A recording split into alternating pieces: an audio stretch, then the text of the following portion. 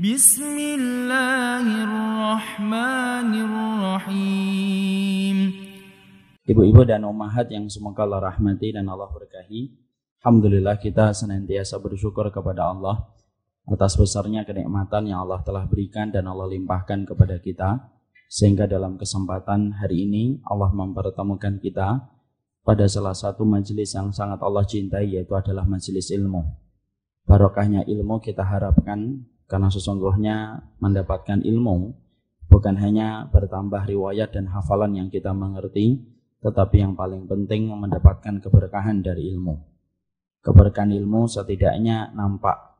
Yang pertama, bagaimana kedekatan dia kepada Allah, dan yang kedua, bagaimana kehidupan akhlak dia bersama orang yang beriman.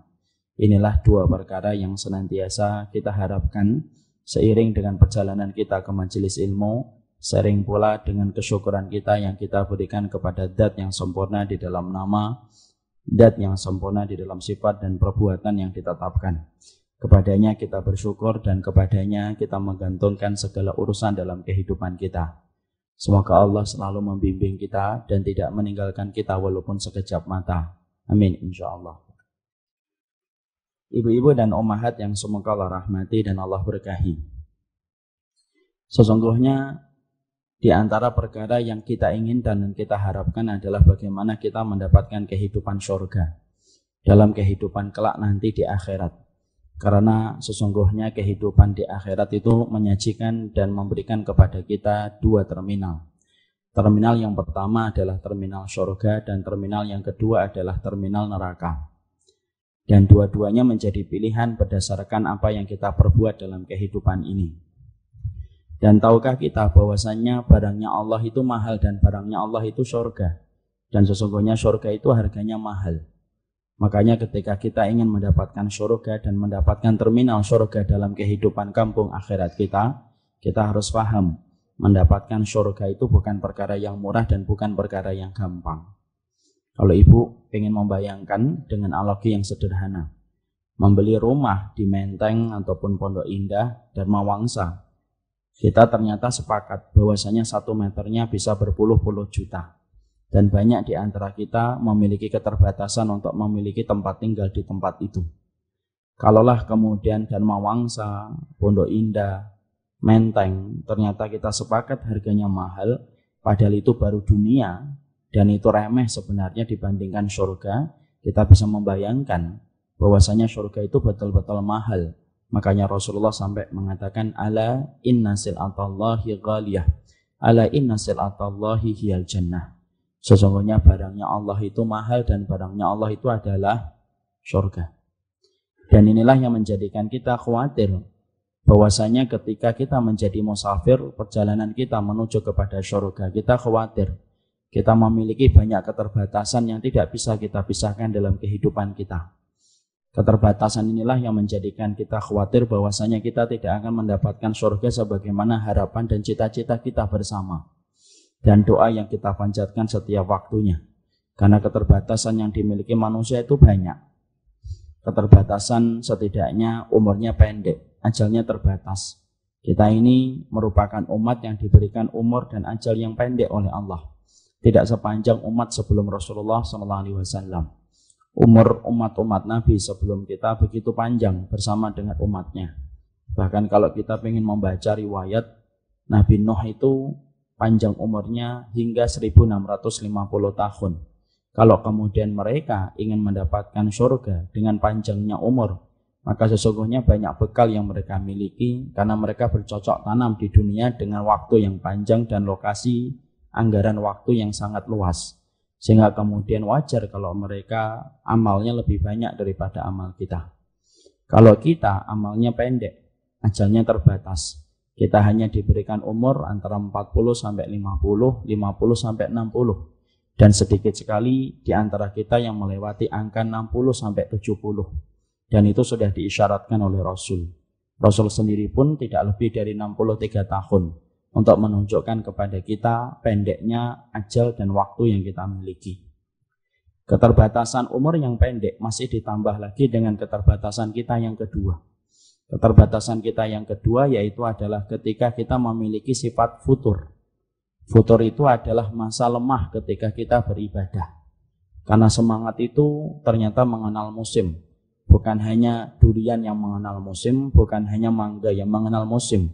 Tapi ketaatan itu mengenal musim. Kadang-kalanya kita mengenal musim ketaatan, kadang-kalanya kita itu mengenal musim lesu di dalam beribadah. Kadang-kadang kita semangat. Makanya kalau kita lagi semangat, Masya Allah, kadang-kadang yang kita lakukan itu begitu banyak, dan keinginan kita itu begitu banyak pula. Kalau kita lagi semangat, Masya Allah, pengennya puasa Daud. Kalau lagi semangat. Tetapi kalau tidak lagi semangat, Masya Allah, puasa sunnah Senin Kamis saja susah. Padahal kemudian begitulah diantara fitrahnya keimanan. Kalau kadang-kadang semangat, Masya Allah, sedekah itu pengennya seluruh harta kita pengennya sedekah semuanya. Dan tidak menikmati apapun. Kalau lagi semangat. Kalau lagi kemudian turun semangatnya, Masya Allah, sedekah 100.000 aja beratnya luar biasa. Karena apa? Karena turunnya lagi semangat. Sama pula kalau lagi semangat itu Masya Allah, pingin sholat tahajud dari habis isya sampai subuh. Kalau lagi semangat. Tetapi kalau lagi tidak semangat, dia 2 rakaat aja beratnya Masya Allah. Karena memang ternyata ketaatan itu mengenal musim. Ada musim semangat, ada musim turun. Dan itulah yang menjadi keterbatasan kita yang kedua. Keterbatasan kita yang ketiga yaitu adalah keterbatasan ketika kita yaitu adalah memiliki penyakit yang menyapa dalam kehidupan fisik kita. Kita memiliki penyakit yang kemudian menyapa kehidupan kita.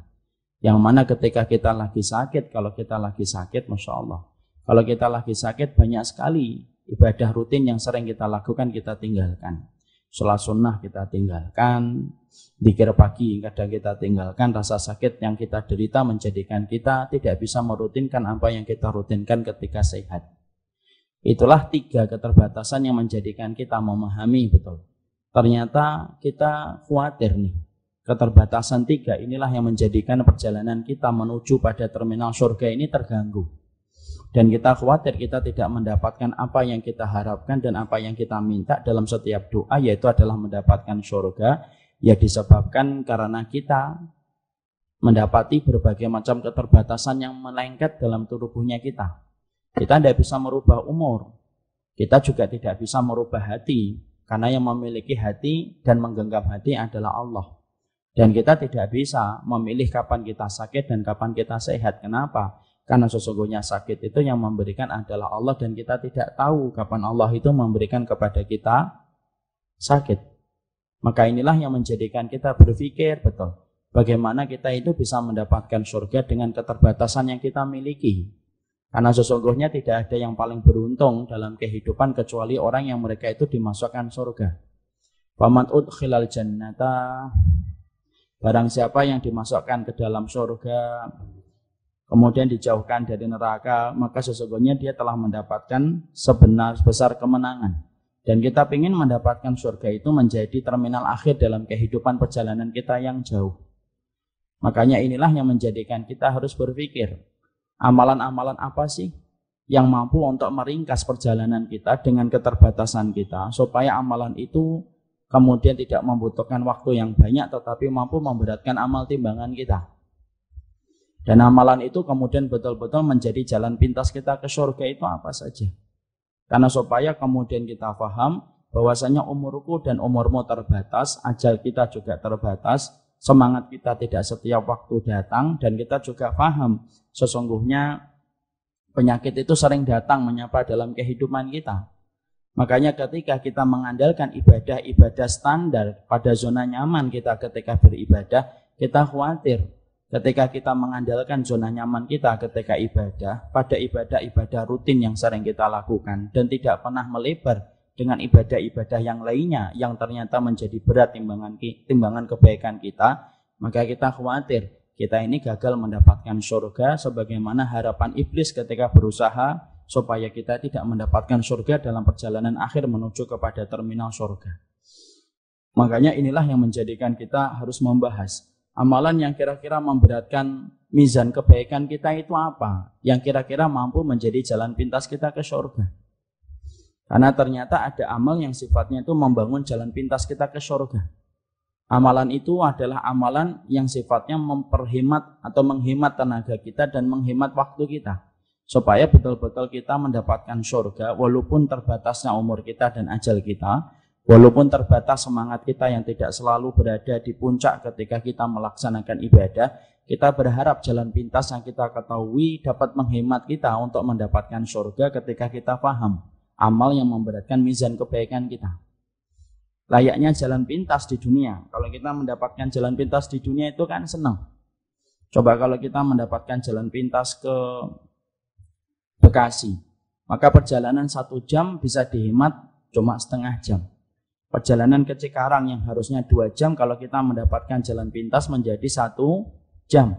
Sama, perjalanan ke surga pun ternyata Allah itu meletakkan ada amal-amal yang ternyata posisi amal itu sangat lebih dicintai oleh Allah daripada amal yang lain. Maka itulah yang disebut dengan jalan pintas.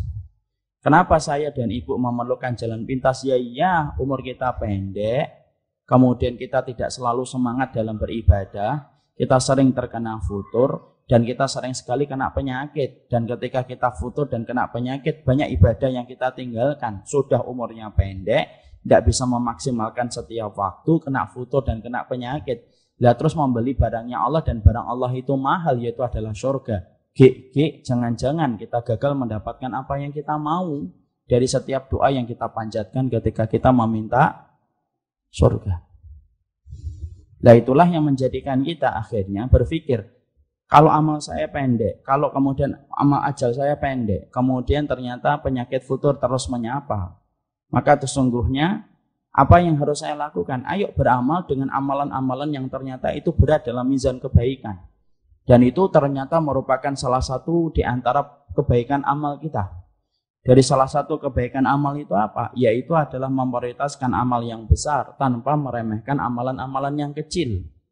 Makanya iblis itu tidak suka kalau saya dan antum kemudian sibuk dengan amalan yang besar. Makanya iblis itu berusaha bagaimana menggoda kita supaya kita terperosok dan tidak jadi melakukan amalan besar. Karena iblis tahu kalau manusia itu sampai sibuk dengan amalan yang besar, yang sifatnya memberatkan mizan kebaikan itu begitu cepat, maka kemudian iblis itu tahu kalau ada manusia yang sibuk dengan amalan yang seberat ini di dalam memberatkan mizan kebaikan, maka dia gagal mendapatkan pengikut untuk menemani ia di dalam neraka. Makanya kemudian sampai-sampai Imam Ibnu Qayyim menjelaskan kepada kita, sesungguhnya iblis itu kalau sudah goda manusia itu bukan hanya 1 jebakan, ada 6 jebakan. Dan 6 jebakan itu dipasang oleh iblis setiap waktu supaya menggagalkan perjalanan kita menuju kepada surga. Yang pertama, kita digoda dengan pintu jebakan yang bernama syirik. Kalau kita selamat dari pintu jebakan yang bernama syirik, maka kemudian iblis mendatangi kita dengan pintu jebakan yang kedua. Pintu jebakan yang kedua itu adalah perkara-perkara yang tidak dicontohkan dan tidak disunahkan Rasul, perkara bid'ah. Kalau kita selamat dengan perkara bid'ah, maka iblis itu akan mendatangi kita dengan pintu jebakan yang ketiga. Pintu jebakan yang ketiga itu adalah dosa-dosa besar. Kalau kita selamat dari pintu dosa-dosa besar, maka iblis tetap mendatangi kita dengan pintu jebakan yang keempat. Pintu jebakan yang keempat itu dosa-dosa kecil, yang diremehkan, yang dilalaikan, dan kemudian dianggap tidak penting. Makanya dosa-dosa kecil itu ibaratnya kayak musafir yang mengumpulkan ranting ketika akan membuat api unggun. Semakin banyak rantingnya, semakin besar nyala api yang akan terjadi. Makanya jangan diremehkan dosa kecil, karena layaknya dia itu ranting. Kemudian kalau kita selamat dari dosa-dosa kecil, ada yang kelima, yaitu adalah menjebak kita dengan perkara mubah yang berlebihan. Perkara mubah yang berlebihan itu contohnya banyak. Yaitu contohnya apa? Contohnya ngobrol berlebihan, makan berlebihan, beli pakaian berlebihan, itu perkara mubah. Beli sepatu mubah, tetapi berlebihan. Kemudian beli tas mubah, tetapi berlebihan. Itu termasuk perkara yang dijebak oleh iblis. Kalau kita selamat di pintu yang kelima, masih ada pintu yang keenam. Nah, pintu yang keenam ini yang berkaitan tentang apa yang tadi kita paparkan dari awal. Kalau iblis itu sudah tidak bisa menggoda dengan syirik, bid'ah, dosa besar, dosa kecil, perkara mubah, maka iblis itu tidak berputus asa. kemudian dia membiarkan manusia beramal. Membiarkan manusia beramal. Tapi dengan amalan yang kecil supaya dia luput dari amalan yang besar. Jadi kemudian dia akan menyibukkan kita dengan amalan yang kecil supaya kita luput dari amalan yang besar. Dan itu kerjaannya iblis tuh kayak gitu. Makanya contohnya banyak kan. Ada orang yang lebih sibuk dzikir kemudian tidak mau amar ma'ruf nahi mungkar. Iya, dzikir itu amal. Tapi meninggalkan amar ma'ruf nahi mungkar itu dosanya besar. Dan itu meninggalkan pekerjaan yang lebih utama dan ibadah yang lebih berat. Ada orang ibunya sakit, malah kemudian dia pergi nemuin temannya. Betul, nemuin teman kamu itu berpahala, tapi meninggalkan ibu kamu yang sakit, itu berarti kamu meninggalkan gerbang surga yang sedang dibuka oleh Allah. Makanya disitulah yang tadi saya sampaikan, iblis itu tidak suka. Iblis itu tidak suka kalau kemudian kita beramal, di mana amal yang kita lakukan dan amal yang kita kerjakan, itu menjadi amal yang sifatnya itu memberatkan mizan kebaikan kita, itu tidak suka. Makanya ketika iblis itu gagal menggoda kita dengan berbagai macam godaan dan jebakan yang tadi kita sampaikan ada 5, maka dia menjebak kita dengan jebakan yang ke-6, menyibukkan kita dengan amalan yang kecil, tetapi kemudian tidak mampu melakukan amalan yang besar. Contoh lagi itu, dalam penjajahan Belanda, ada yang sibuk zikir tetapi tidak mau mengusir Belanda. Zikirnya ibadah, betul. Siapa yang mengatakan zikir itu tidak ibadah? Tapi dia meninggalkan kewajiban yang lebih besar, yaitu adalah berjihad melawan Belanda. Dalam konteks sholat, banyak ibu. Ada orang yang sibuk, ya, ketika sholat itu, Masya Allah, dia bahu bertemu bahu, kelingking kaki ketemu kelingking kaki. Dan sunahnya memang semacam itu. Tapi ketika dia sibuk meluruskan softnya, dia sibuk meluruskan bahunya, tapi kemudian tidak mau sibuk untuk menyibukkan hatinya supaya saling mengikat dengan saudara-saudara yang lainnya untuk saling mencintai. Itu berarti sibuk dalam perkara sunnah tapi meninggalkan kewajiban yang lebih besar. Apa itu? Mencintai orang yang beriman. Ada nggak tipenya orang ibu kalau sholat itu Masya Allah, perhatikan soft, dan itu yang benar loh ya, yang sunnah. Dan itu betul, bukan itu salah. Kita itu harusnya kalau soft sholat itu rapat, tidak boleh ada celah, bahu bertemu bahu, kelingking kaki ketemu kelingking kaki, telapak kaki ketemu telapak kaki. Tapi maaf ya, itu bukan satu-satunya kewajiban. Setelah sholat kamu diwajibkan untuk mencintai hati orang yang beriman dan merapatkan hatimu dengan hati orang yang beriman. Lah ada orang yang sibuk dalam sholat, tapi kalau habis sholat tidak mau mencintai orang yang beriman. Semua orang yang beriman dia hujat, dia celah kecuali kelompoknya dan golongannya. Maka itu termasuk orang yang sibuk dalam perkara kecil tapi diluputkan dari perkara yang besar. Makanya disitulah yang menjadikan kita ini perlu amalan-amalan yang memberatkan betul mizan kebaikan kita itu apa sih?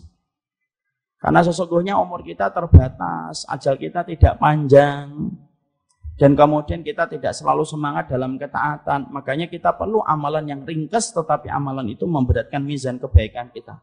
Bukan berarti loh bahwasanya amalan itu nanti amalan yang lainnya yang tidak disebutkan itu menjadi tidak penting. Enggak, penting. Amalan yang lain juga penting.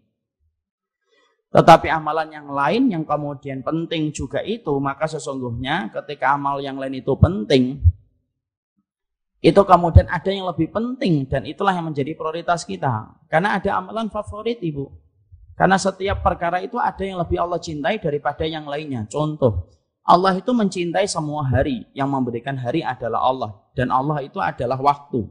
Anad dahar fala tasubud dahar. Allah mengatakan saya adalah waktu, janganlah kalian itu mencela zaman dan mencela waktu. Semua waktu Allah cintai atau tidak? Allah cintai, tapi kita tidak menafikan 10 hari yang terakhir di bulan Ramadan lebih Allah cintai daripada hari-hari yang lainnya. Allah lebih mencintai 10 hari yang pertama di bulan Dzulhijjah daripada hari-hari yang lainnya. Allah mencintai 10 hari yang pertama di bulan Muharram lebih besar daripada Allah mencintai yang lainnya. Tapi semua hari Allah cintai atau tidak? Semua hari Allah cintai. Waktu 24 jam Allah cintai semuanya. Tapi kita tidak menafikan bahwasanya Allah itu mencintai sepertiga malam yang terakhir. Allah mencintai Al-Quran dari Alif Lam Mim sampai Minal Jinnati wan Nas, surat An-Nas. Semua Allah cintai, wong itu kalamnya kok. Tapi kita tidak menutup mata, ada ayat dan ada surat-surat yang ternyata lebih Allah cintai daripada ayat dan surat-surat yang lainnya. Contoh, Allah mencintai ayat kursi lebih besar daripada Allah mencintai ayat-ayat yang lainnya. Allah mencintai kemudian surat Al-Ikhlas lebih besar daripada Allah mencintai surat An-Naba. Allah mencintai surat Al-Baqarah sampai dijadikan pelindung dalam rumah kita lebih besar daripada Allah mencintai surat Ibrahim atau surat kemudian Ar-Ra'd. Kenapa? Memang semuanya dicintai oleh Allah, tapi ada beberapa ayat yang menjadi favorit dan ada beberapa surat yang menjadi favorit di hadapan Allah. Sama dengan amal, amal pun gitu. Semua amal itu dicintai oleh Allah, kita tidak menafikan itu. Semua amal itu ketika yang memberikan syariat amal dalam kehidupan kita itu adalah Allah. Tapi kita tidak menutup mata dan tidak menafikan bahwasanya ada amal-amal tertentu yang menjadi favorit di hadapan Allah. Makanya itulah yang menjadi perhatian kita. Kenapa kita harus fokus dengan amalan yang menjadi favorit di hadapan Allah? Supaya ketika amalan favorit itu kita kerjakan dalam lembaran kehidupan amal kita, menjadi berat mizan kebaikan kita disebabkan amal yang kita lakukan itu adalah amal yang Allah cintai. Ibu contohnya membaca di dalam sholat. Salah satu rakaatnya membaca surat Al-Ikhlas itu beda kedudukannya dengan orang yang membaca surat An-Naba. Orang yang membaca surat Al-Ikhlas karena dia tahu bahwasanya surat itu Allah cintai, maka dia mencintai surat itu dan membacanya dalam setiap rakaat, maka sesungguhnya besar pahalanya di sisi Allah daripada orang yang membaca surat An-Naba yang lebih panjang. Kenapa? Karena surat Al-Ikhlas Allah cintai. Walaupun saya tidak menyebutkan hadis ini, saya yakin semua sudah mengerjakan ini insyaAllah. Karena memang hafalannya cuma surat Al-Ikhlas. Membaca surat Al-Ikhlas itu keutamanya besar. Kenapa Ustadz? Ya karena memang surat Al-Ikhlas punya kedudukan yang tinggi. Makanya ada satu sahabat yang selalu membaca surat Al-Ikhlas setelah Al-Fatihah dan membaca surat yang lainnya. Sampai sahabat itu ditegur, "Mbok baca yang lainnya gitu loh. Jangan membaca 2 surat itu setelah Al-Fatihah dan selalu ada surat Al-Ikhlas. Baca 1 saja." Dia berkata, "Karena sesungguhnya li'annaha sifatur rahman wa ana uhibbu an aqra'aha." Saya senang surat Al-Ikhlas karena sesungguhnya di dalam surat Al-Ikhlas itu ada sifat-sifat Allah. Makanya saya senang membacanya. Ketika dilaporkan kepada Nabi, Nabi mengatakan, "Saluhu li ayyi shay'in yasna'u dzalika." Tanya sama dia, kenapa dia melakukan itu? Ketika ditanyakan kepadanya, dia mengatakan, "Karena dia sifat Allah dan saya suka membacanya." Apa yang terjadi? Rasul kemudian mengabarkan, "Akhbiruhu bi anallaha yuhibbuhu." Katakan sama dia, kabarkan kepadanya, Allah baru saja ngabarkan kepada saya, Allah mencintai dia sebagaimana dia mencintai surat Al-Ikhlas. Ya, jadi di situ kita memahami memang setiap surat itu memiliki kedudukan yang istimewa di hadapan Allah. Betul, kita tidak menafikan itu. Tetapi ada beberapa ayat dan beberapa surat yang memiliki kedudukan yang lebih utama daripada ayat dan surat-surat yang lainnya. Makanya kerjakan apa yang menjadi favorit itu. Makanya amalan yang kemudian memberatkan amal timbangan kita inilah yang kemudian penting untuk kita rumuskan secara ilmu terlebih dahulu, baru kita amalkan supaya memberatkan mizan kebaikan kita. Sebelum saya menerangkan tentang hal-hal itu, saya perlu sampaikan sebuah analogi yang sederhana lagi. Ada seorang suami istri. Ada seorang suami istri yang kemudian suaminya itu ngomong sama istrinya, "Dek, saya itu maunya kalau sebelum pergi ke kantor, buat dibuatin sarapan. Karena saya senang sarapan itu. Karena sarapan dibuatin dengan rasa cinta dan mengharapkan pahala." Beda orang sarapan di warung itu. Karena orang yang masak di warung itu pengen mendapatkan keuntungan dunia saja. Ya tolong ya buatin sarapan. Saya bisa sih beli di warung. Beli sekalian warung-warungnya juga saya mampu. Tapi saya pengen sarapan itu di rumah. Kemudian istrinya mengatakan, "Khair, thayyib mas, saya akan masakkan untuk mas." Kemudian suaminya senang toh, kemudian dimasakin sama kemudian istrinya. Menunya banyak, ada menu nasi goreng, soto, uduk, ada menu pecel. Ternyata yang disenangi sama suaminya apa? Pecel, misal. Hari-hari yang pertama dia buatin sarapan, seneng. Ternyata sarapannya menunya cuma soto. Soto dia seneng suaminya, tapi nggak sampai seneng banget itu enggak. Maka kemudian makan sarapan soto dia seneng habis, tapi nambah? Enggak nambah. Ketika terima kasih, mungkin ekspresinya datar. Jazakillah khair ya Mi, sudah dibuatin sarapan soto. Hari berikutnya dibuatin nasi uduk. Uduk seneng, cuma enggak terlalu seneng banget juga enggak. Ketika ditanya sama istrinya, nambah bang? Enggak, sudah cukup. Ketika selesai mau ke kantor, dia terima kasihnya juga standar. Thanks ya ma, sudah dibuatin. Kali-kali pakai bahasa Inggris. Standar dia. Tapi beda ibu, tiba-tiba satu pagi kemudian ternyata istrinya membuatin pecel. Maka kemudian pulang dari masjid, mau buka pintu, mau pergi ke kantor, sudah mencium bau pecel. Masya Allah.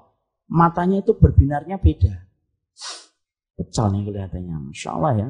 Sudah bilang Masya Allah itu. Baru masuk pintu sudah Masya Allah. Bukan Assalamualaikum. Kemudian ditelusuri itu, kemudian pecel. Ternyata betul. Di atas meja, kemudian dibuka meja makan pecel. Masya Allah. Senang atau tidak suaminya? Senang. Mungkin yang biasanya makan pakai sendok, maaf ya, nggak usah pakai sendok, pakai tangan sekaligus. Karena saking senangnya.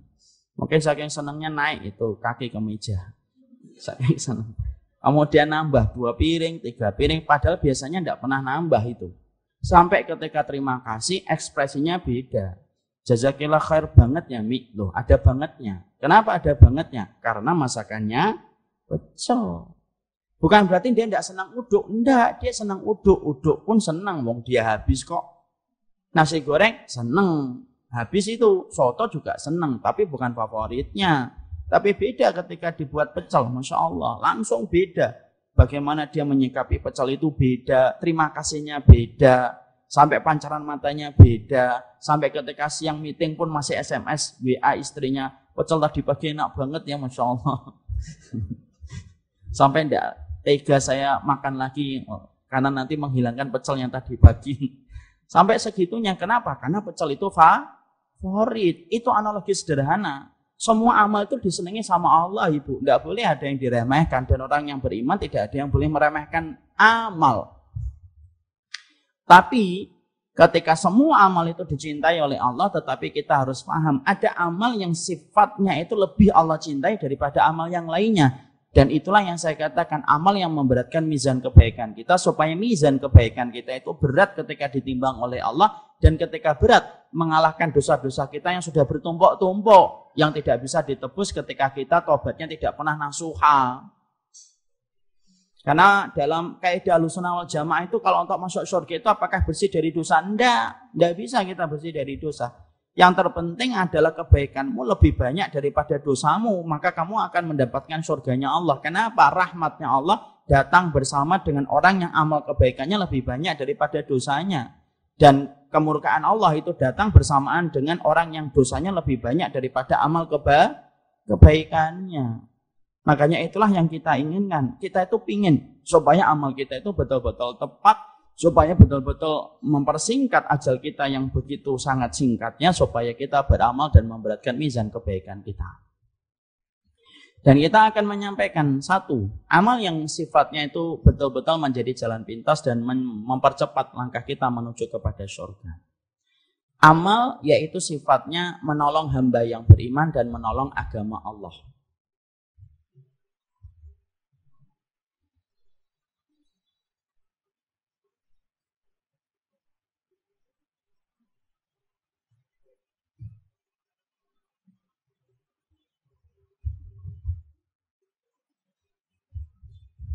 Sudah?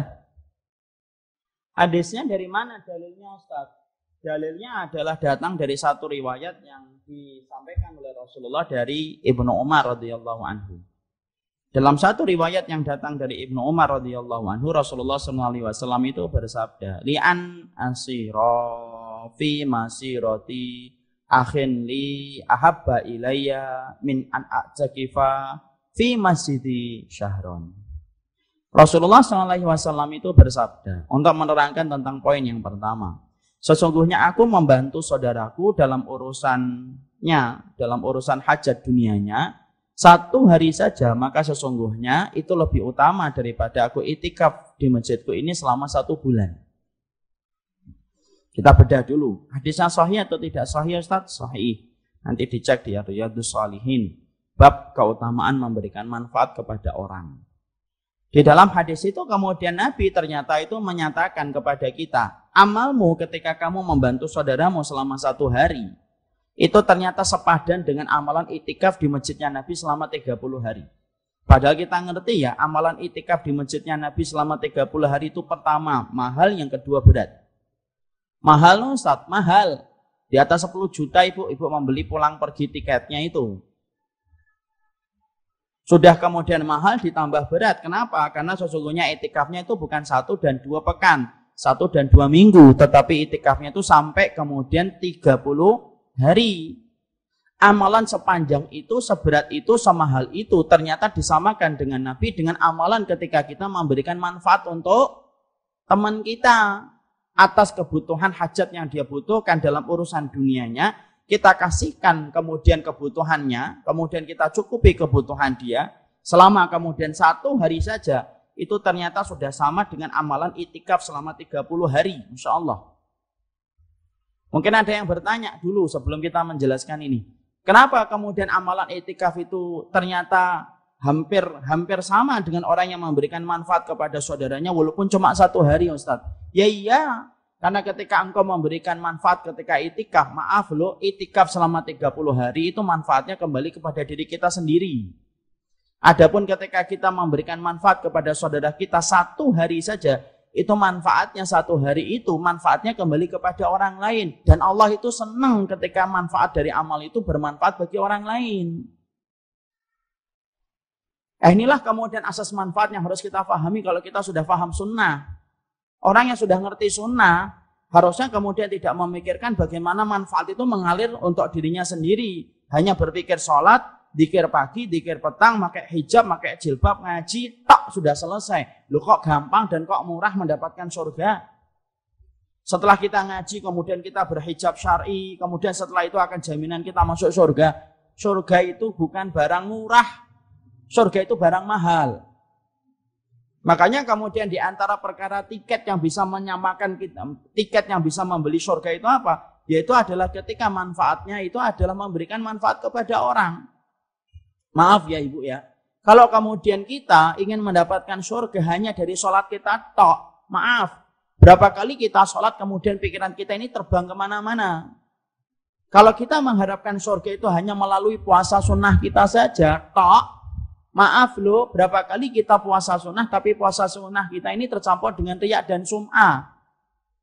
Kalau kemudian ternyata kita mengharapkan surga hanya bermodal dengan sedekah tok, maaf, berapa kali kita sedekah tetapi nilai sedekah kita kalah dengan anggaran ketika kita membeli gadget yang mahal. Kenapa? Tidak murah itu.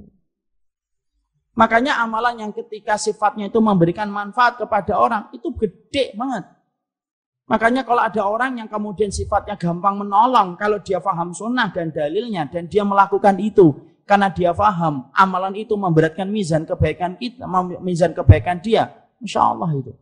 Berapa banyak hari yang dia berikan ketika menolong saudaranya, maka memberatkan mizan kebaikan dia itu sampai berpuluh-puluh hari itikaf itu lebih utama dengan orang yang memberikan, lebih utama orang yang memberikan manfaat daripada itikaf. Kalau tidak salah saya pernah memberikan contoh. Kita ini apa ndak iri toh ibu? Sama orang-orang yang memberikan manfaat itu ketika menjadi relawan kemanusiaan. Saya tuh Masya Allah ya iri sama relawan kemanusiaan itu. Kenapa? Karena banyak amalan mereka itu, kalau mereka niatkan karena Allah itu. Kalau 1 hari saja berbanding dengan 30 hari itikaf, kita dapetin yang ada relawan. 10 hari dia meninggalkan keluarga dengan berbagai macam risiko yang harus dihadapi ketika membantu kaum muslimin. Entah risiko ditangkap karena salah fitnah dan salah berita, entah karena ditangkap ketika kemudian salah target, atau kemudian mendapatkan kesulitan ketika dia memberikan kemanusiaan itu. Masya Allah, 10 hari kalikan 30 sama dengan 300 hari itikaf. Apalagi kepada orang yang betul-betul membutuhkan ketika banyak darah menetes dan banyak orang yang kemudian meminta tolong. Mungkin nggak kita itikaf 300 hari ibu? Oh ibu itikaf 10 hari aja belum pernah. Itikafnya hanya malam siang pulang. Ya kan? Ini itikaf 300 hari malam dan siangnya. Dan itu amalannya gede itu. Makanya kemarin saya sampaikan kan kun nahran wala takun bi'ran. Janganlah kita itu menjadi kayak sumur tapi jadilah diri kita itu kayak sungai. Sungai itu beda dengan sumur. Sumur itu susah diambil manfaatnya. Kalau kemudian sungai gampang diambil manfaatnya ibu. Sumur dipakai renang enggak bisa, mentok. Dia ambil airnya. kemudian harus pakai modal. Modalnya apa? Timba sama pompa. Terus kemudian dipakai untuk mancing tidak bisa, dipakai untuk buang kotoran busuk itu kemudian sumurnya. Coba dengan sungai. Sungai itu gampang banget ketika diambil manfaatnya. Dipakai renang, bisa. Yang penting kamu bisa renang aja, supaya nggak tenggelam. Kemudian dipakai air gampang, nggak usah pakai timba, nggak usah pakai pompa. Ya kan? Ada nggak kemudian pakai pompa ke sungai? Ngapain Pak? Bawa pompa, mau ngambil air, lah nggak usah pakai pompa Pak. Tinggal nyeduk pakai tangan. Gampang, begitu mudah. Dipakai untuk buang kotoran. Oh, Masya Allah, sungai itu menerima kotoran kita. Dan siap mengalirkan ke tempat yang jauh. Itu sungai. Makanya Masya Allah manfaatnya itu banyak. Itu ketika membantu orang yang beriman. Itu 1 hari berbanding dengan 30 hari itikaf. 1 hari Ibu. Jadi kalau Ibu datang ke saudaranya, ngetok pintu tetangganya, lalu ngomong, butuh apa Dik? Saya butuh kacang hijau Mbak. Oke, apa lagi? Roti, ya. Nasi goreng, ya. Terus nanti sore pengen ke dokter. Khair, siap. Saya bantu, keluar, bantu membawain roti, kemudian kacang hijau, kemudian sorenya bawa dia ke rumah sakit atau ke dokter. 1 hari saja, berbanding 30 hari itikaf itu. Kenapa selama ini kemudian kita tidak pernah berpikiran untuk masanya memberikan manfaat kepada orang?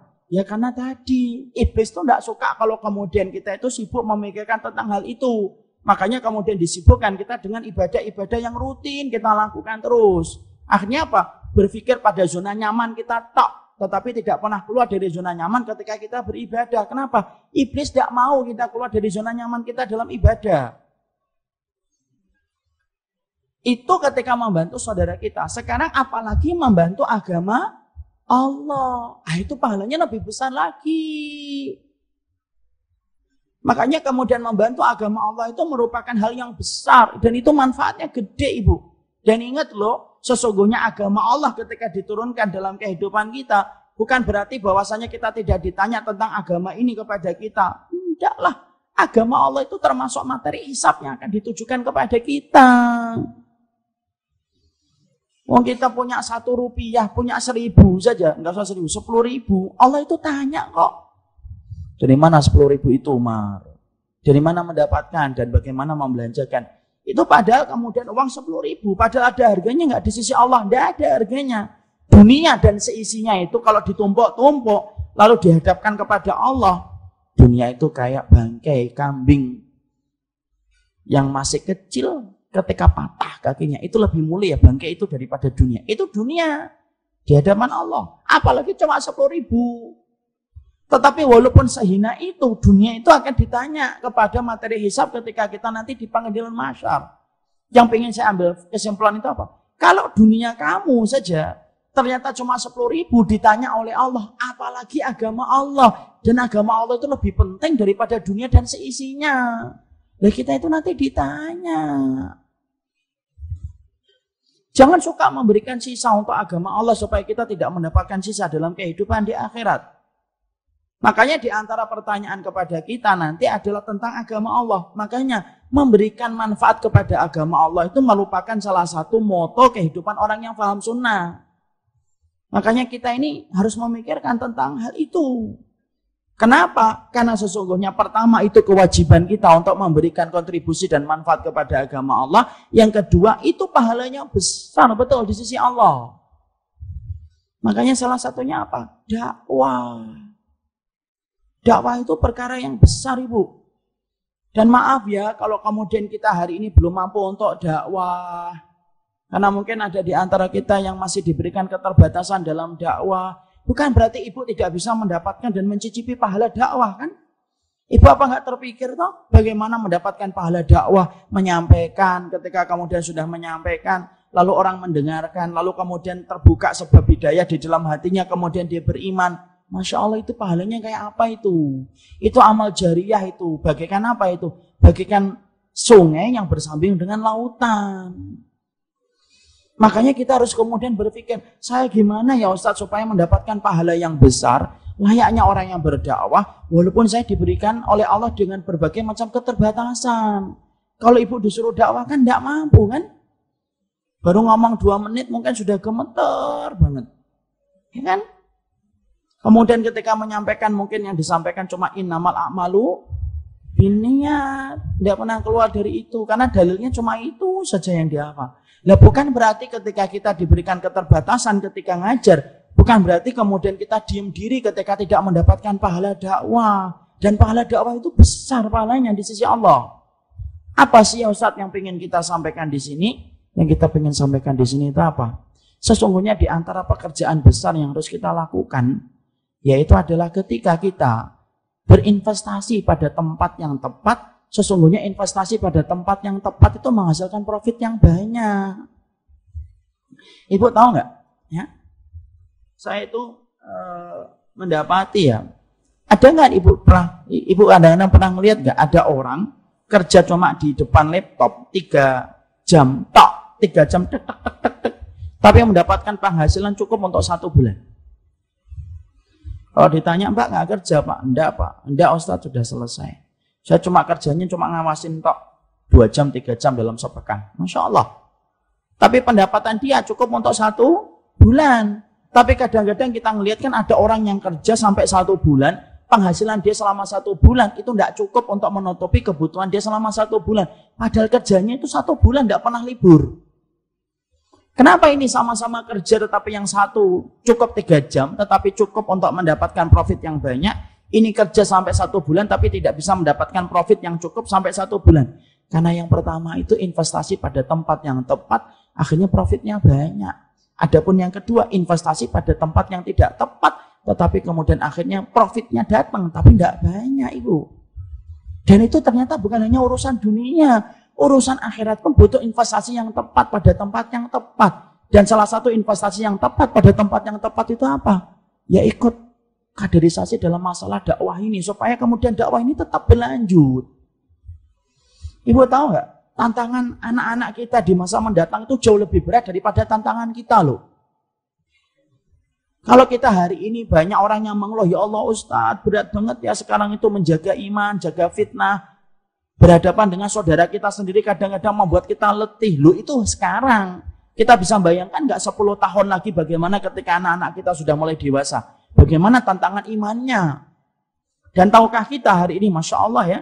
Hari ini kader-kader Islam yang kemudian sekolah di luar negeri, di Madinah, di Sudan, kemudian di Mesir, di Yaman, itu tidak sampai 7.000, nggak sampai 5.000, sampai 7.000 mahasiswa. Masya Allah, pulang, ngampu dan membentengi sekitar 180 juta penduduk. Hanya 7.000-an itu. Itu pun kalau rukun. Nah, pulang-pulang masih bertengkar di sosmed. Ya kan? Bagaimana kemudian anak-anak kita nanti?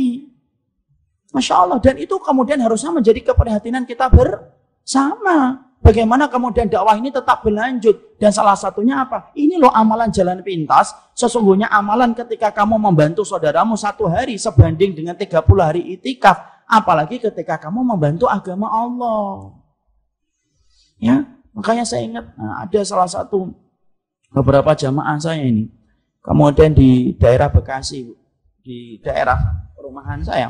Ada itu yang kemudian saya itu iri itu. Ada satu keluarga itu membiayai adik kelas saya itu ke luar negeri. Sekolah di luar negeri.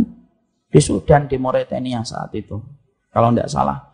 Di Mauritania, di Sudan. 4 tahun Ibu. Ditambah 2 tahun. 6 tahun. Sampai kemudian beliau pulang. Adik saya ini pintar. Adik kelas saya ini pintar. Kemudian pulang. Masya Allah. Kan dia sekarang Masya Allah. Saya bayangkan pahalanya itu sebesar apa. Beliau ini loh. Ketika saya bayangkan itu, orang ini ngerti bagaimana investasi amal itu. Karena apa? Ketika yang disekolahkan ini pergi keluar, 1 harinya Ibu, kalau tadi kita membantu saudara kita selama 1 hari berbanding dengan 30 hari itikaf, ini bukan untuk dunia loh. Ini dia belajar agama. Yang di sana menghafalkan Quran, yang di sini dapat pahala walaupun di sini lagi tidur.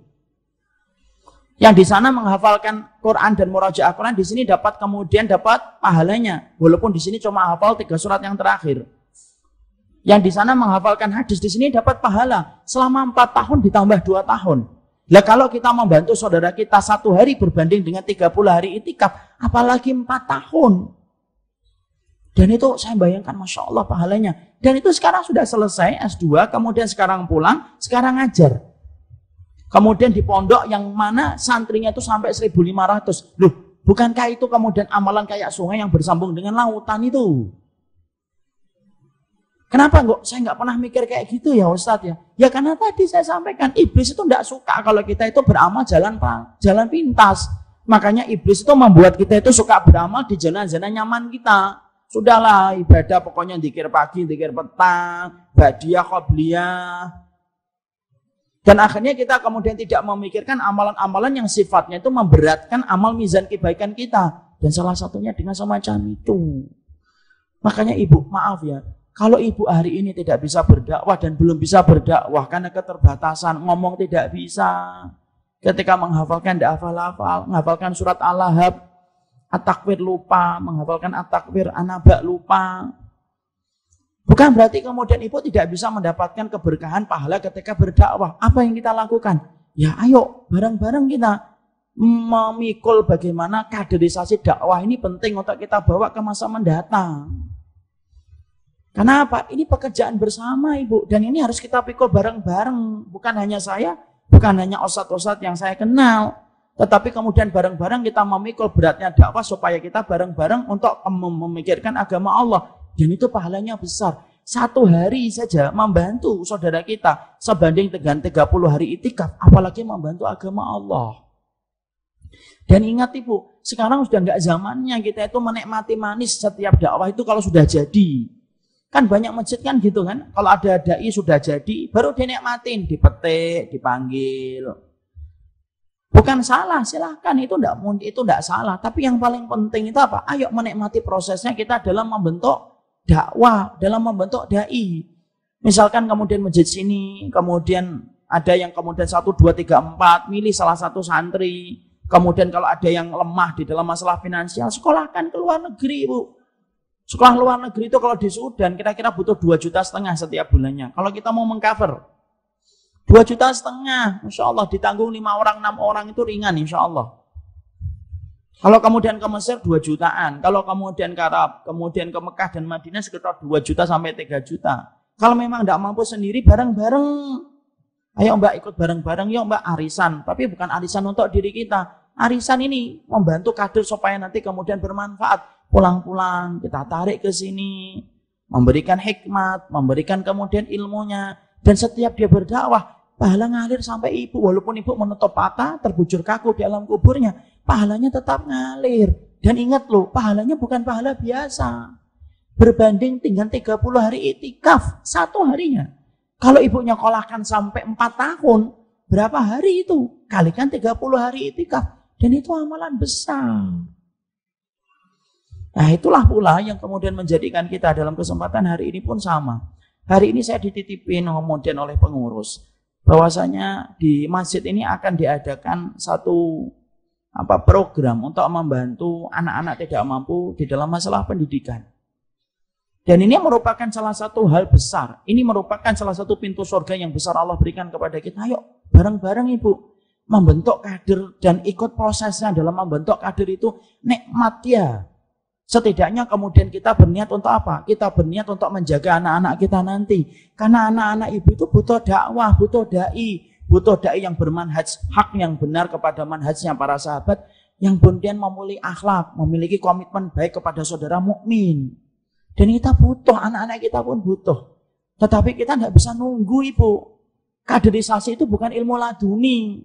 Kaderisasi itu kemudian harus dipikul bersama-sama. Kemudian supaya beban dakwah yang berat ini kemudian dipikul bareng-bareng.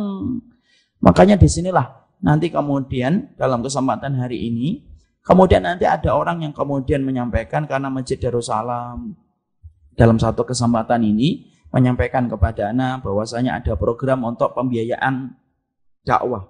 Jadi kemudian ada dai, ada anak-anak yang kemudian disekolahkan, pentingnya mereka bagaimana menyekolahkan mereka, memberikan beasiswa untuk mereka. Dan sekali lagi Ibu, saya cuma menyampaikan mukaddimahnya saja. Mukaddimah yang saya sampaikan itu apa? Kita perlu amalan ini. Kenapa kita perlu amalan ini? Ya Allah Ibu, kalau kita masuk surga hanya mengandalkan sholat. Sekali lagi, sholat kita itu berapa kali sih tidak khusyuk? Kalau kita mengandalkan surga itu hanya dengan sedekah, maaf, sedekah kita itu banyak yang tercampur dengan riya. Kalau hanya mengandalkan puasa, puasa kita itu banyak tercampur dengan sum'ah. Tapi kalau kita bareng-bareng ketika kita membela, kemudian bareng-bareng berpartisipasi di dalam pembentukan sekolah, pembentukan anak-anak yang kemudian disekolahkan, nanti menjadi orang yang berilmu, ketika nanti ngajar, Masya Allah, pahalanya besar Ibu di sisi Allah. Dan itu merupakan amalan, bagaikan amalan sungai yang bersambung dengan lautan, tidak ada putusnya. Disinilah kita perlu, ternyata kita perlu jalan pintas, bukan hanya ke Bekasi yang butuh jalan pintas, bukan hanya ke Cikampek yang butuh jalan pintas, bukan hanya ke Ciputat yang butuh jalan pintas, bukan hanya ke Bintaro yang butuh jalan pintas, tapi ternyata ke surga pun kita butuh jalan pintas. Dan jalan pintas kita ke surga yaitu adalah membiayai orang-orang yang sedang belajar. Kita niatkan supaya kelak mereka menjadi dai, menjadi kader, menyampaikan kalimat Allah, lalu kemudian kita mendapatkan pahala yang besar dari apa yang telah mereka pelajari ketika mereka berkhidmah dan bermanfaat untuk agama Allah. Inilah yang saya sampaikan sebenarnya. Jadi saya hanya menyampaikan keutamaan untuk menjadikan diri kita mampu berpartisipasi ya dalam satu program yang sedang dilaksanakan oleh Majelis Taklim Darussalam, oleh Masjid Darussalam, yaitu adalah program untuk pembiayaan anak-anak untuk meneruskan sekolahnya. Semoga apa yang nanti disaparkan oleh seorang ustadz di sini nanti kemudian menjadi sebuah ladang amal yang besar bagi kita. Karena sesungguhnya kita membutuhkan ini, karena kita paham umur kita terbatas, ajal kita pendek, futur kita sering, penyakit kita juga sering datang. Maka beramallah dengan amalan yang sifatnya itu langgeng abadi. Dan salah satu amalan yang langgeng abadi, ibarat sungai bersambung dengan lautan, yaitu adalah amalan ketika kita memberikan manfaat kepada agama Allah, ikut serta dalam peran dakwah dan peran serta di dalam membidik kader-kader yang nanti berkhidmah kepada agama Allah. Ini yang dapat saya sampaikan dalam kajian kali ini. Mungkin tema muqaddimah tentang besarnya kedudukan berperan serta dan berperan aktif di dalam membangun kader-kader dakwah di masa mendatang. Nanti insya Allah pihak masjid akan menyampaikan siapa yang lebih berkompeten untuk menyampaikan programnya, dan semoga Allah memberikan keberkahan dan kita semakin paham. Jangan hanya bermodal sholat dan sedekah tok di dalam kita ketika kita menginginkan surga, tapi betul-betul kita beramal dengan sifatnya yang mampu menjadi jalan pintas dan memberatkan cepat mizan kebaikan kelak kita nanti. Barakallahu fikum. Ini yang dapat saya sampaikan. Selebihnya saya serahkan kepada panitia kajian hari ini.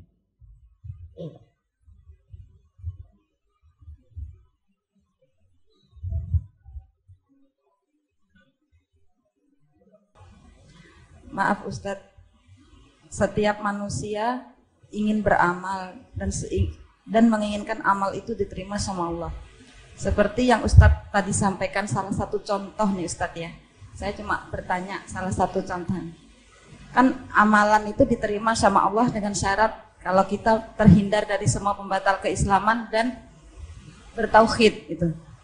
Seumpama nih Ustadz, kita menolong seseorang untuk menciptakan seseorang yang kita inginkan agar dia bisa menyampaikan dakwah dengan baik dan benar. Tapi ternyata apa yang kita inginkan, apa yang kita angan-angankan bahwa saya ingin mendapatkan ustadz yang benar-benar bertauhid gitu Ustadz. Sedangkan kita sudah menyekolahkan ternyata mengingat bermacam-macam golongan Islam yang sekarang nih ya Ustadz ya. Sekarang ini banyak banget golongan Islam yang kita nggak tahu, wallahu alam gitu. Cuma kita berkeinginan agar mendapatkan atau menciptakan dakwah yang benar-benar bertauhid. Tapi ternyata setelah pulang atau setelah ini dakwah mereka itu tidak menunjukkan ketauhidan yang benar gitu, keilmuannya. Artinya melenceng dari apa yang kita inginkan dakwahnya gitu. Apakah amalannya akan mengalir? Karena yang didakwahkan ternyata tidak sesuai sunnah dan rasul atau banyak melencengnya lah gitu. Banyak yang ditutup-tutupin atau tidak semua semua tidak disampaikan ke jamaah, mengingat ya banyak banget penghalang-penghalangnya yang dia tidak berani menyampaikan gitu, yang hak. Nah itu maaf Ustaz, itu apakah amalannya akan mengalir sedangkan dia tuh melenceng dari Quran dan Sunnah gitu. Terima kasih. Ibu yang semoga Allah rahmati, ketika kita telah berniat di dalam kebaikan, lalu kemudian terjadi penyimpangan dari apa yang sudah kita niatkan, insya Allah tidak akan pernah mengurangi balasan Allah kepada kita sedikit pun. Karena sesungguhnya Allah menilai kita berdasarkan niat yang telah kita miliki. Ada sebuah kisah Ibu yang kita harus pahami. Dalam satu hadis Rasulullah SAW, ada orang yang infak. Tengah malam dia infak karena dia tidak ingin ketahuan, dia ingin menyembunyikan infaknya. Dia ambil tangan orang, dikasih uang, celek, langsung dia lari. Pagi harinya tersiar kabar, ada pencuri yang dikasih sedekah oleh orang kaya. Kemudian berita itu sampai kepada orang kaya. Dan orang itu berkata, moga-moga sedekah yang saya berikan itu menjadikan dia bertobat dan tidak lagi mencuri pada malam berikutnya. Malam berikutnya dia sedekah lagi, cari orang gitu, narik orang, tangkap, kasih. Kemudian pagi harinya tersebar kabar, ada pezina yang tadi malam dikasih sedekah. Berita itu sampai lagi kepada orang yang sedekah tadi. Moga-moga sedekah saya bisa menghentikan dia dari zina dan tidak perlu bagi dia berzina ketika mendapatkan sedekah itu. Tapi dia tidak kapok. Malam berikutnya dia sedekah lagi, ambil tangan orang, tek, slok, kasih. Maka kemudian setelah dikasih, ternyata pagi harinya tersebar kabar, ada orang kaya dikasih sedekah. Dia berkata, moga-moga sedekah saya itu bisa menjadi contoh baginya supaya dia banyak bersedekah sebagaimana saya mencintai sedekah. Disitulah para ulama menyampaikan, kalau ada sedekah yang sudah kita titipkan pada jalan Allah, ternyata disalahgunakan dan diselewengkan, maka kita tidak terkena beban hukumannya dan kita tetap mendapatkan pahala berdasarkan besarnya keikhlasan dan hati yang kita miliki ketika kita bersedekah. Ketika ibu, contohnya tadi, misalkan ibu yang kemudian menyekolahkan tadi, maka kemudian ternyata melenceng, sudahlah. Moga-moga ibu bisa berdoa, moga-moga uang yang tadi, yang dulu ya saya gunakan untuk dia sekolah, kalaupun hari ini melenceng, moga-moga besok dia bisa benar. Mungkin lusa bisa benar. Kita tidak pernah tahu kondisi hati manusia. Bukankah doa itu merupakan senjata terbesar manusia? Karena yang merubah yang mustahil menjadi mustajab itu doa. Dan wajar ibu, ada orang yang jatuh di dalam kesalahan itu wajar. Maka lebih baik kita berhusnudzon. Kalau tadi saya melihat kasusnya ibu, mungkin dia memang punya kelemahan untuk menyampaikan tauhid. Tapi mungkin dia punya waktu kapan menyampaikan tauhid dan kita tidak tahu kapan itu. Kita wajib berbaik sangka kepada setiap orang. Ada saya sampaikan ya Bapak dan Ibu ya. Kewajiban berbaik sangka itu penting sekali. Ini saya sampaikan kisah. Kisah ini terjadi pada waktu zaman Sultan Murad yang keempat, Sultan Murad Ar-Rabi. Ya, Sultan Murad yang keempat. Maka sesungguhnya pada satu waktu sang khalifah itu tiba-tiba ingin datang ke satu tempat. Para pengawalnya ngomong, kenapa ingin datang ke situ wahai khalifah? Khalifah Murad yang keempat itu khalifah Turki Utsmani, yaitu khalifah yang terakhir-terakhir itu. Maka kemudian kenapa ingin datang ke situ? Tidak tahu, saya ingin datang ke situ. Kemudian akhirnya dia datang ke situ dengan kesepakatan. Kesepakatannya apa? Kesepakatannya adalah kita tidak memperlihatkan baju kebesaran khalifah tapi sebagai rakyat jelata. Udah berangkat khalifah dengan bersama pengawal-pengawalnya. Ketika bersama dengan para pengawalnya, kemudian datang ke tempat itu. Ternyata dia menjumpai ada jenazah anak, jenazah laki-laki yang dibiarkan mati di pinggir jalan, tidak ada yang memperdulikan. Orang lalu lalang lewat, tidak ada yang memperdulikan. Orang lalu lalang tidak ada yang memperdulikan. Kemudian dia bertanya, kenapa orang ini kok tidak diperhatikan? Kenapa? Mana kewajiban kalian kepada sesama muslim itu mana? Lalu kemudian orang itu berkata, mereka berkata, innahu syaribul khamri wazzani. Dia itu peminum khamr dan dia itu seorang pezina. Biarin aja, biarin aja. Orang itu kayak gitu. Kemudian karena dia adalah khalifah, maka dia tidak tega membiarkan rakyatnya tanpa ada yang ngurus. Dia urus sama kemudian para pengawalnya yang berpakaian layaknya rakyat jelita. Lalu kemudian ketika itu datang, lalu kemudian dibawa. Lalu kemudian dicari alamatnya, ketemu alamatnya. Dan ketika ketemu alamatnya, kemudian dia bertemu istrinya. Istrinya nangis tumpah air matanya. Kemudian istrinya bertanya. Tadi kamu menemukan suami saya di mana? Karena dia tidak tahu kalau yang di hadapannya itu khalifah. Dia berpakaian jelata. Di jalan ini, tidak ada yang ngurus suami saya, tidak ada yang ngurus. Mereka mengatakan apa tentang suami saya? Mereka mengatakan bahwasanya suami kamu adalah pezina dan peminum khamar. Semua istrinya tambah nangis. Kemudian istrinya berkata, tahukah kamu, suami saya bukan pezina, suami saya bukan peminum khamar.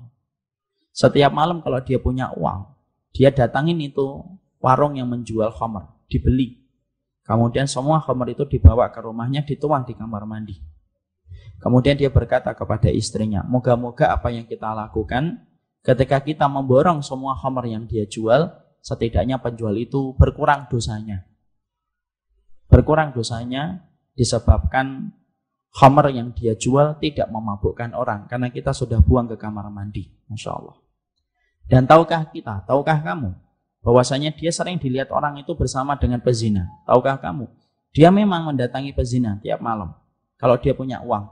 Tapi pezina itu dibawa kadang ke rumah, dibawa kadang ke jalan yang sepi, dikasihkan uang itu dan dikatakan, pulang, kamu tidak perlu berzina malam ini. Dan itu dilakukan sepengetahuan saya semuanya. Saya ketika mendapati itu sudah dilakukan dan sudah mulai banyak orang ngomong itu fulan ini pezina dan peminum khamr, saya protes sama suami saya dan berkata, mas, bahasanya kita, kamu itu sudah terkenal sebagai peminum khamr dan kamu pezina, padahal kamu tidak pernah mabuk dan tidak pernah berzina. Suaminya tersenyum, kamu lebih tahu tentang aku daripada mereka. Tapi kalau kamu lakukan kayak gini terus, nanti orang akan membencimu. Dan orang itu akan meninggalkan kamu. Bahkan nanti kalau kamu mati, maka orang tidak ada yang mengurus jenazahmu ketika mati. Kemudian orang itu tersenyum berkata kepada istrinya, kalaupun seluruh dunia menganggapku pezina dan menganggapku peminum khamr, maka tidak penting bagiku. Karena yang paling penting cintaku kepada Allah dan ridhanya Allah. Insyaallah ya. Hatinya sudah cinta sama Allah. Dan kalaupun manusia nanti tidak ada yang mengurus aku ketika mati, aku meminta kepada Allah supaya khalifah murad yang keempat yang nanti ngurus bagaimana aku ketika meninggal dunia. Dan Allah kabulkan sekejap mata, kontan, cash. Orang jelata itu langsung membuka pakaiannya dan berkata, sayalah khalifah murad yang keempat dan saya tidak pernah tahu kenapa Allah itu mengarahkan saya ke tempat ini. Bahkan sempat terjadi perdebatan panjang dengan anak buah saya. Ngapain khalifah ke tempat itu? Tidak ada apa-apa di situ. Tapi saya ngotot ingin datang ke tempat itu karena tiba-tiba Allah menggerakkan saya ingin datang ke tempat itu. Disitulah kita melihat apa ibu? Apa yang terlihat itu belum tentu nampak sebagaimana hakikatnya. Husnudon saja. Ibu sudah nyekolahkan husnudon saja. Mungkin hari ini belum bisa karena mungkin banyak keterbatasan yang tidak dia miliki. Banyak perkara yang tidak pernah kita tahu ibu. Kalau kita ngelihat kasat mata itu akan sering suudzon. Contoh ya ibu ya, ini contoh ringan aja, maaf ya saya harus cerita, ini contoh saja. Saya itu punya kedua kakak yang mana setelah meninggalnya ibu, saya dan bapak yang rawat. Di mana sifatnya kakak saya yang perempuan, itu kalau ditinggal berdua, saya dan bapak ninggalin, itu pasti teriak-teriak. Harus ada yang di rumah satu, kalau bapak yang di rumah, saya yang pergi. Kalau bapak yang pergi, saya di rumah. Ini konteksnya kalau sholat jamaah. Kalau sholat berjamaah.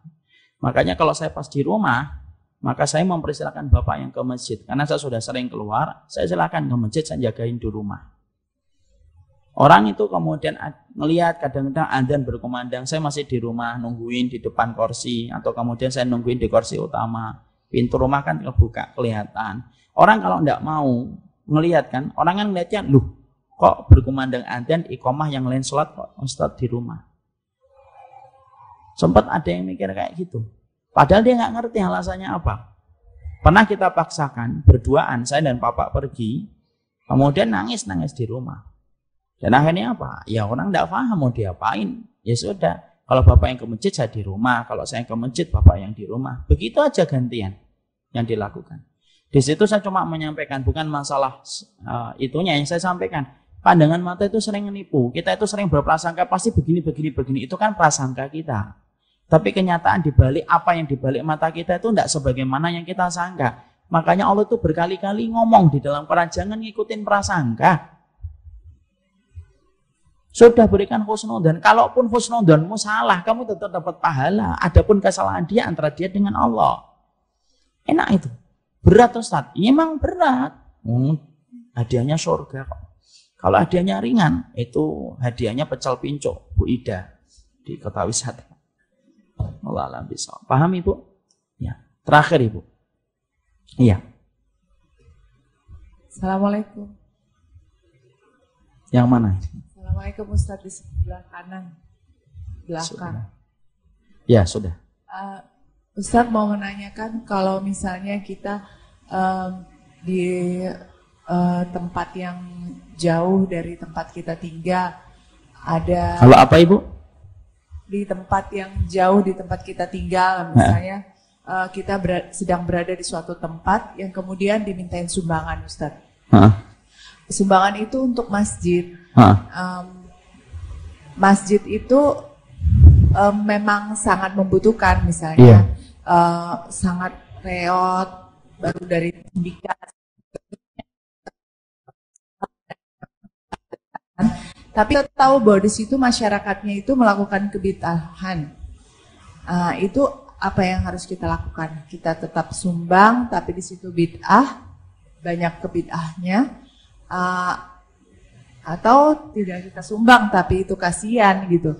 Nah, di satu sisi kita kalau itu perbandingannya dengan bagaimana juga kalau kita melihat ada suatu masjid yang sedang dibangun bagus, tapi kita dimintain sumbangan, tapi itu jelas-jelas juga bid'ah. Itu bagaimana Ustaz? Ya, sesungguhnya Ibu kita harus paham ya.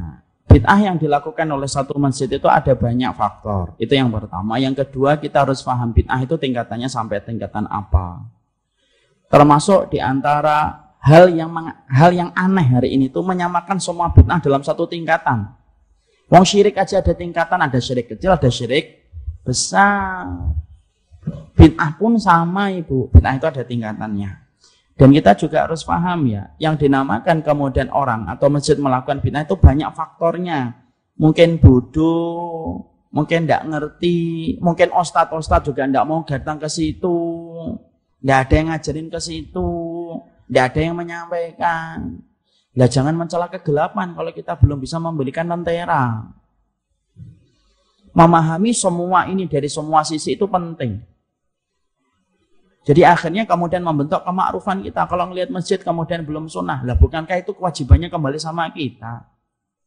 Makanya kalau Ibu kemudian harus bantu saja, bantu untuk masjidnya. Moga-moga dengan uang yang Ibu sedekahkan, kita berharap kemudian akan menjadi kebaikan pada masjid itu. Nah, itu kan itu. Kadang-kadang kan kita ngelihat ya Bu, ada masjid yang belum, kemudian mungkin belum sunnah 100%, tapi komitmennya untuk kemudian mencintai orang yang beriman bagus. Ada kadang-kadang masjid yang sunnahnya bagus, tapi Masya Allah membenci semangatnya kepada orang yang beriman juga kelewatan. Kadang-kadang kita bingung kan, anak sebagai ustaz aja bingung kan. Ada masjid yang kadang-kadang komitmennya bagus untuk kemudian menegakkan sunnah, tapi komitmen itu diiringi dengan gampang menghujat, menilai masjid lain itu tidak ada yang berilmu. Masjid-masjid yang lain tuh isinya nggak ada yang punya ilmu, nggak kayak kita kajiannya berilmu semuanya, kan gitu. Kadang-kadang kita bingung yang gimana sih yang kita inginkan ini. Kadang-kadang kita kemudian juga harus paham ada masjid yang kemudian mungkin dia praktek bid'ahnya masih dilakukan. Tapi karena apa? Kondisinya Ustaz tidak ada yang ngajar di situ. Ya kan? Mungkin tidak ada yang akses untuk datang ke situ. Makanya kemudian kita bantu aja Ibu. Insya Allah Ibu akan mendapatkan pahala. Ibu kan niatnya mau bantu untuk masjidnya. Moga-moga dengan uang yang bersih yang datang dari Ibu dan keberkahan dari uang itu, maka itu yang akan menjadikan masjid itu menjadi lebih baik. Ya, dan kita harus paham Ibu, menjadikan masjid kita untuk mengikuti sunnah itu bukan berarti kemudian kita merendahkan semua masjid yang lainnya. Ana tidak suka kayak gitu tuh. Ya, ada pengurus masjid yang kadang-kadang baru kegiatannya baru ini dikit, Masya Allah kegiatan kita bagus-bagus, nggak kayak masjid-masjid yang lainnya nggak punya ilmu, nggak usah gitulah. Suka banget sih, emang kalau kita sudah belajar ilmu kemudian sunnah gitu. Memang kalau kita sudah belajar ilmu kemudian halal gitu bagi kita untuk menghujat dan menyebutkan kekurangan orang lain, enggak. Ini terlepas dari pertanyaan tadi, ini bicara sendiri. Jadi yang kalau kita sudah punya sesuatu, komunitas yang sudah pengen, alhamdulillah lah, sambil kita merangkul saudara-saudara kita yang belum paham. Berikan harta ibu pada tempat itu dan masjid itu, insya Allah moga-moga doa dana dari ibu akan bermanfaat bagi masjid itu. Nanti di masa mendatang mungkin ada kepengurusan yang ganti, kita tidak pernah tahu. Kita tidak pernah tahu. Misalkan kayak kemudian doanya Nabi Muhammad, apakah aku perlu untuk kemudian aku hancurkan semua ini umatmu yang menentang kamu wahai Muhammad? Tidak, ya Allah, biarkan. Bisa jadi di antara mereka ada punya keturunan-keturunan yang beriman kepadaku. Dan itu terjadi kan. Abu Jahal, siapa keturunannya? Ikrimah. Ikrimah sahabat atau tidak sahabat? Sahabat Rasul, ibu. Ikrimah bin Abi Jahal. Bapaknya Abu Jahal. Anaknya Ikrimah bin Abi Jahal. Kita tidak pernah tahu kok. Insya Allah. Barakallahu fikum. Ya, saya kira cukup. Ibu mau nanya? Terakhir kan? Nggak usah pakai mic itu.